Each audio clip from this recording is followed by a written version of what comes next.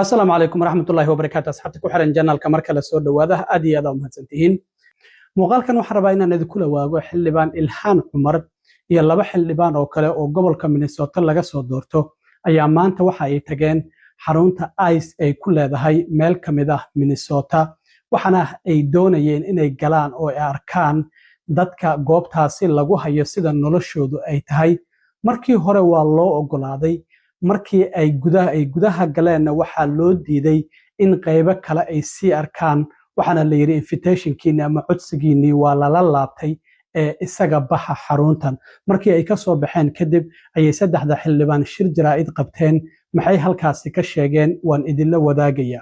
markii sidoo kale ay ka soo tageen xaruntii loo diiday ee ICE dadka ay soo qabtaan ay ku hayeen mudaharaadkii looga soo horjeeday ciidamada ICE cadaaladna loogu raadinayay gabadhii cadaanka ahayd ee askarigii ICE ka tirsanaa arbacadii uu dilay ayay ka qayb galeen halkaasina Ilhaan Cumar ayaa hadal ka jeedisay sidoo kalena waan idin la wadaagaya balse marka hore soo dhawaada haddii aan ku bilaabo xildhibaanada Congress-ka Mareykanka waxaan ognahay maalmaha Sabtida iyo Axadda waxa ay dib ugu laabtaan deegaanada laga soo doortay gaar ahaan gobolada laga soo doortay ayay tagaan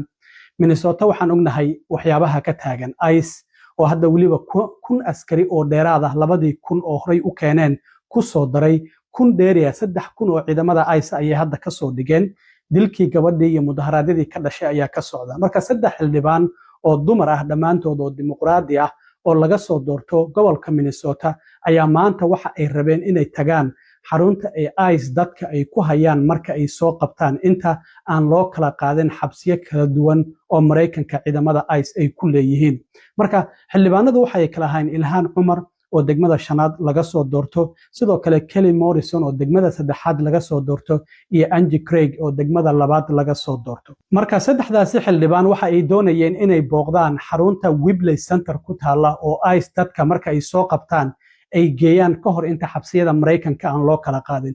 Ilhaan Cumar waxa ay tiri oo markii loo diiday kadib banaanka shir jaraa'id ku qabatay in markii hore loo ogolaado oo invitation ay haysteen in ay tagi karaan oo ay soo kormeeri karaan laakiin waxa ay tiri markii aan galnay oo qaybtii hore waa naloo ogolaaday markaas kadib waxa aan la kulannay mas'uuliin qof ayaa noo ogolaaday waajibka xildhibaanada ka saaran inay soo kormeeraan goobaha sida ciidamada ICE meelaha ay dadka ku hayaan oo kale markaas kadib waxa ay tiri wax yar kadib waxa noo yimid laba qof oo dhahaya amar ayaana soo gaaray nagu amrayo inaanan idin ogolaanin in aad gudaha u sii gashaan xaruntan marka waxay tiri muddadii koobneed oo meesha aan joognay waxa noo suura gashay in aan aragno ilaa iyo 20 qof oo goobta lagu hayay waxaana naloo sheegay sidoo kale ay tiri inay jiraan laba diyaaradood oo dad ka qaadaya xaruntaasi isla markaana waxaan weydiinay dadkan ma la masaafurinaya maya ayna yiraahdeen oo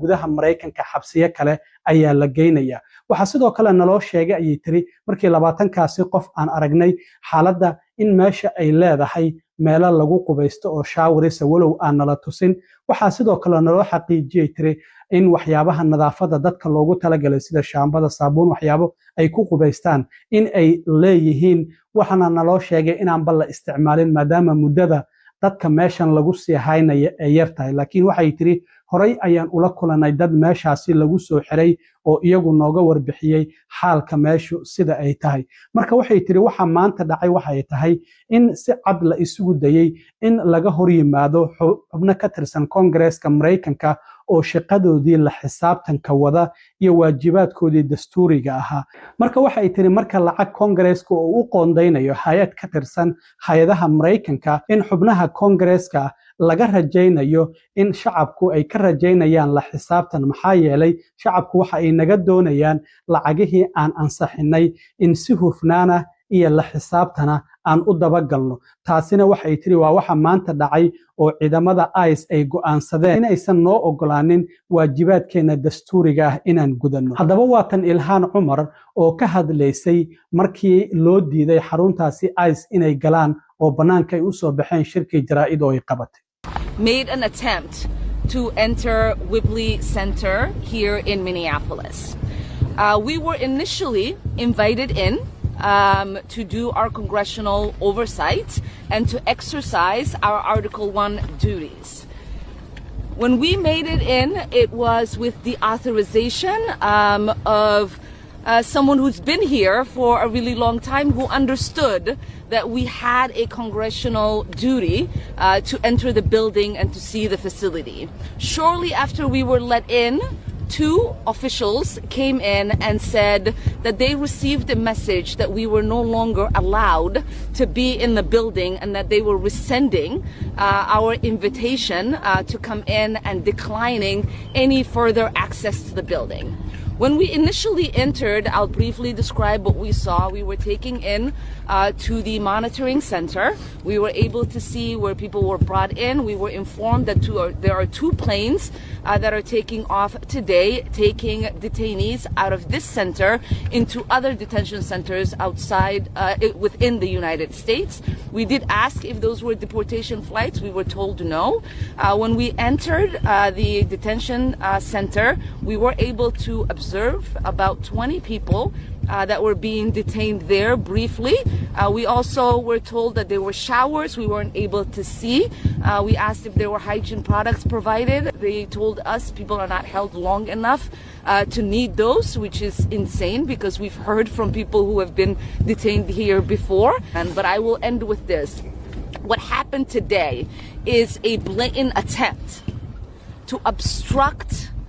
members of Congress from doing their oversight duties. When we appropriate funds as members of Congress, we are expected by the public to do oversight because the public requires their money be used with transparency and accountability. And what happened today is ICE agents deciding that we were no longer allowed to fulfill our constitutional duties. dhinaca kale xildhibaanad Ilhaan Cumar markii xarunta ICE loo diiday oo isaga soo tageen kadib ayaa dadka mudaharaadka sameynayay oo ka soo horjeeday joogitaanka ciidamada ICE magaalooyinka Minneapolis iyo St. Paul kana cadaalad u raadinaya gabadhii cadaanka ee arbacadii askarigii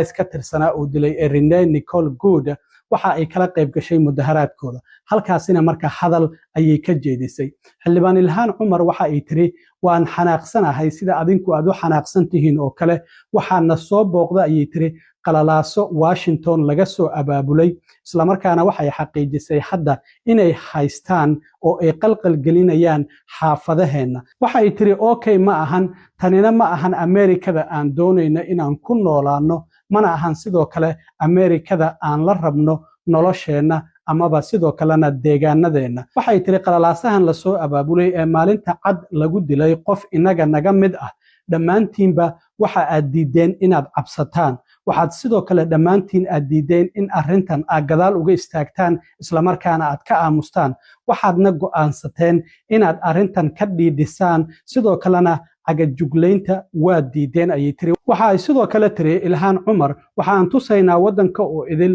waxyaabahan aqalka cad daalimku uu ka soo abaabulay oo Trump ay ula jeedo sida iyadu ay hadalka u dhigayso in aanan u dul qaadan doonin waxa ay tiri halkan waa joogeynaa kanina waa wadankeena waana ku sii noolaan doonaa isla markaana sidoo kalena waan garab istaagi doonaa dadka degan xaafadaha kala duwan ee Minneapolis waxa ay tiri sida dhamaantiidba ogtihiin waxay halkan u yimaadeen in ay qalqal geliyaan afduubtaan isla markaana ay masaafuriyaan soo galootiga Soomaalida ah ee ku nool Minnesota markii ay heli waayeen qof ay qabtaan maxaa yeelay dhamaanteen inteena badan waxaan nahay tiri dad legal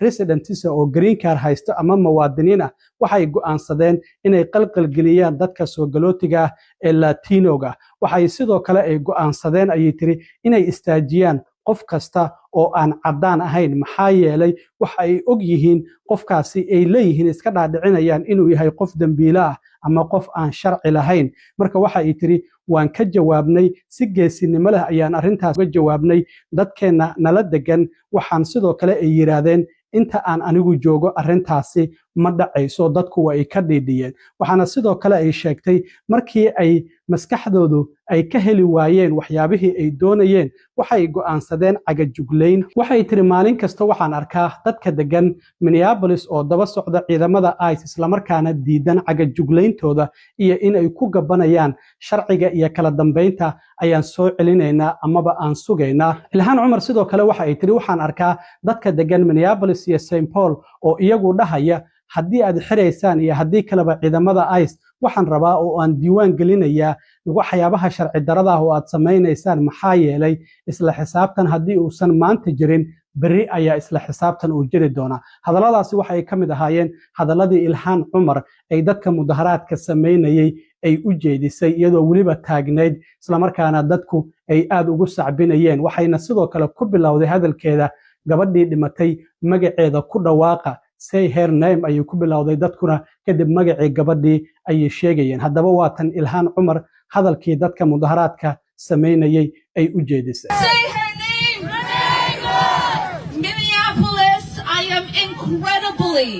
incredibly angry as you all are. We have been visited by state-sanctioned violence that is currently occupying, terrorizing our neighborhoods. This is not okay. This is not the America we want to live in. And this is not the life we want for ourselves and for our neighbors. But in this state-sanctioned violence where they murdered a neighbor of ours in broad daylight, you all have refused to be afraid. You all have refused to back down. You all have decided that this resistance is not one that can be intimidated. We are showing the nation that regardless of what the tyrant in the White House believes, we know that we are here to stay and this is our country. We are going to make a life here and we are going to stand up for our neighbors here in Minneapolis. As many of you know, they came to terrorize, abduct, and deport Somali immigrants here in Minnesota. When they couldn't find any because majority of us are legal residents and citizens, they decided to terrorize our Latino immigrants. They decided to pull up anybody that did not look white because they thought they could be a criminal or they could be undocumented. And we have responded with bravery. We have responded with bravery. We have responded with our neighbors showing up and saying, not on my watch. As they lose their minds trying to intimidate us, I see every single day neighbors trailing these violent people who are trying to intimidate us under the guise of law enforcement and saying no matter what you do to me, you can arrest me or not. I am going to document your illegal actions. Because if there is no accountability today, there will be accountability tomorrow. هذه هذا ما سنتين أصحابتين تر مركل كل مدونه وصاحبكن علم وارو إذن للسدائية